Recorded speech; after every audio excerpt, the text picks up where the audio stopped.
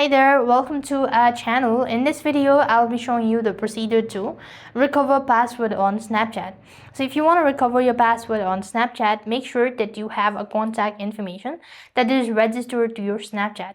Only then you'll be able to recover your password. So basically, I'm in the login page. So first thing, I'm going to switch my account, and then under password, I'm just simply click on forgot password.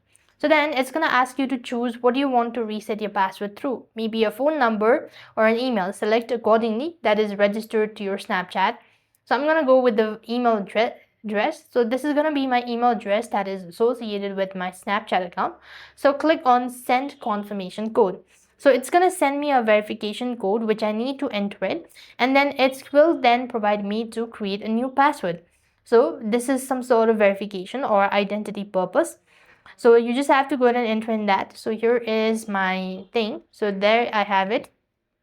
Now then I could go ahead and reset my password. So this is the simplest thing I could do. I hope the video was helpful. Make sure to like, share and subscribe. Thank you for watching. See you in the next video.